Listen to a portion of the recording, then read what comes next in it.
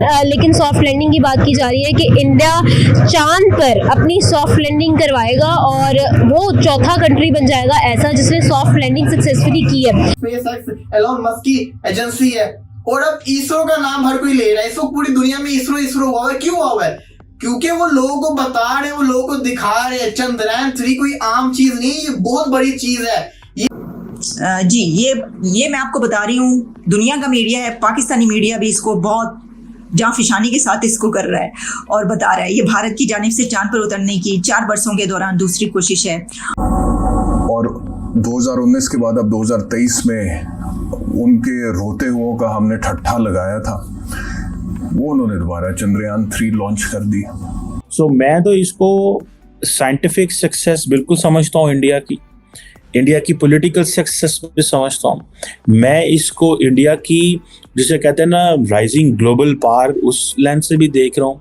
India इस वक्त जो है वो अपने आप को एक तरीके से इंक्लूड कर रहा है दुनिया के तमाम जो इम्पोर्टेंट क्लब्स हैं उसमें, खा वो इकोनॉमिक क्लब है, टेक्नोलॉजी का क्लब है, या फिर आप यूं समझ लें कि अब ये स्पेस टेक्नोलॉजी हो गई इसका है। तो ये जाके लैंड करेगा साउथ साइड पे, जो कि इस डार्क साइड पे रहता है, वहां पे रोशनी नहीं होती है, वहां पे सरफेस भी जो है वो ऊंची नीची है और इस बड़ा मुश्किल है वहां पे लैंड करना।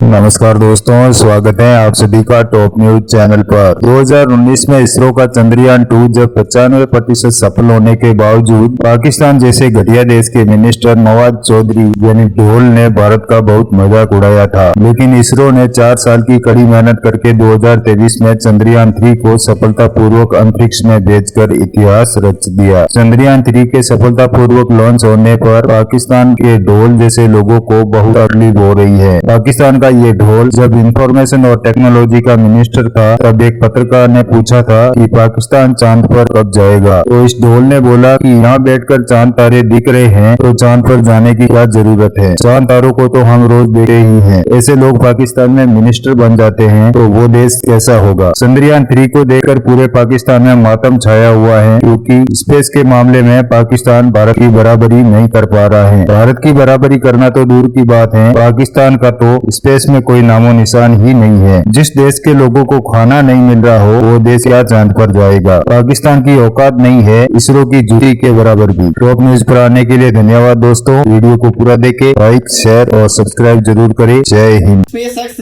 एलोन मस्क की एजेंसी है और अब इसरो का नाम हर कोई ले रहा है। इसको पूरी दुनिया में इसरो इसरो हुआ है। क्यों हुआ है?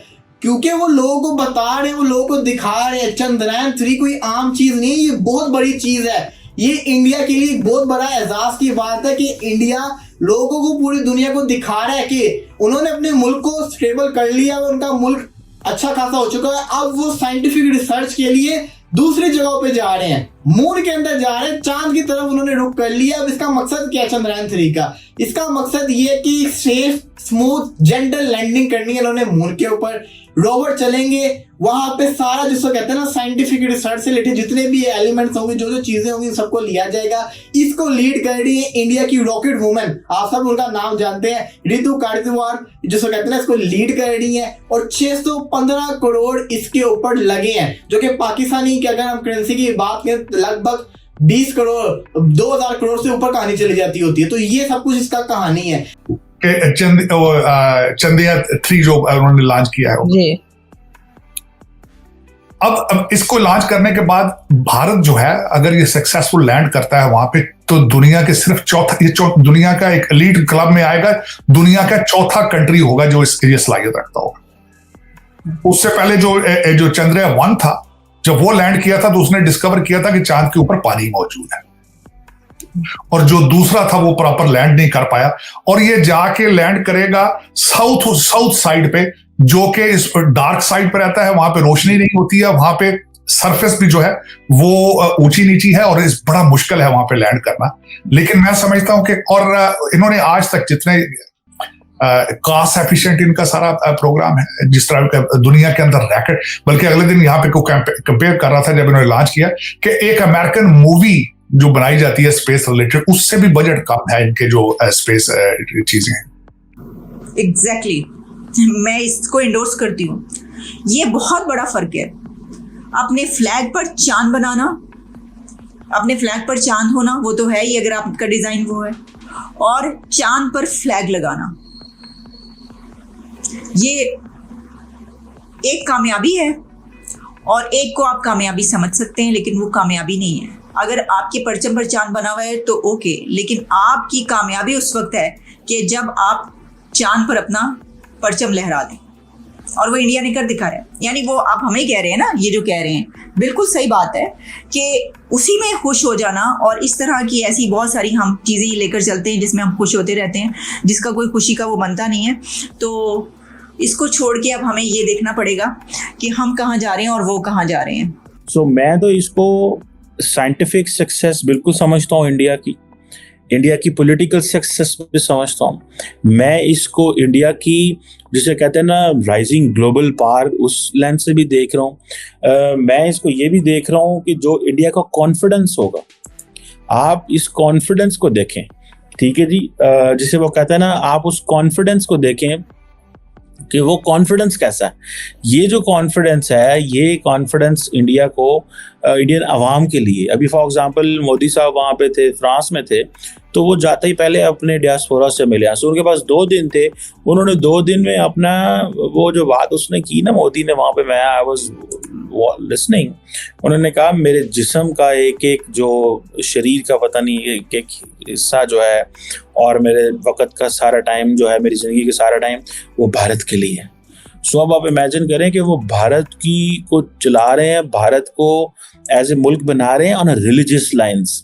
मतलब इससे मेरा कहने का मकसद ये है कि वो भारत की ड्यूटी या भारत को एक बड़ा स्टेट बनाने के लिए, जिसे कहते हैं ना, रिलीजियस लाइंस के ऊपर, वो समझते हैं कि जितना मेरा मजहब जरूरी है उतना ही मेरा जो भारत को ऊपर लेके जाना जरूरी है। लोग इतने ज्यादा खुश थे, मतलब दे कुडंट इवन स्पीक, उनके वर्ड्स खत्म हो गए थे। एंड प्राइम मिनिस्टर मोदी भी पेरिस में थे तब, उन्होंने भी ट्वीट किया और उन्होंने कांग्रेचुलेट किया। फाइनली जो है चंद्रयान सक्सेसफुली जो है वो लॉन्च हो चुका है 40 दिन के बाद जो है उसने होपफुली डेफिनेटली उन लोगों ने जितनी 4 साल की स्ट्रगल की है, मेहनत की है ना, तो definitely it is going to be a huge success for India. और ऑब्वियसली ऑलरेडी जो है ISRO is one of the biggest space organization in the whole world, लेकिन टक्कर देने वाला नासा को अब।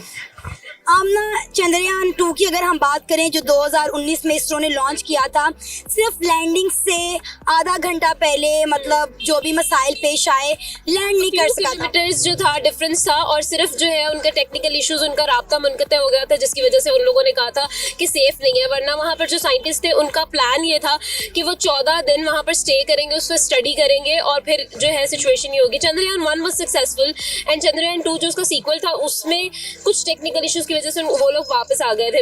अब सिचुएशन ये है कि इस दफा उनका प्लान ये है कि वो सॉफ्ट लैंडिंग करवाएंगे, और अगर सक्सेसफुली 23 अगस्त को सॉफ्ट लैंडिंग हो जाती है तो फिर India would be the 4th country to land on the moon. और ये ऑब्वियसली एक बहुत बड़ी बात है। एक चाइना, रशिया और अमेरिका के बाद अब इंडिया जो है, मतलब आप खुद देख लेना कि मतलब कितने बड़े बड़े कंट्रीज के साथ इंडिया का नाम अब लिया जाने लगा है। हम लोग जब बात करते हैं ना, मतलब लाइक आप, मैं या हम में से कोई भी जब बात करते हैं ना इंडिया और पाकिस्तान, तो अब वो सूट नहीं करती बात। India is the 5th largest economy, और अभी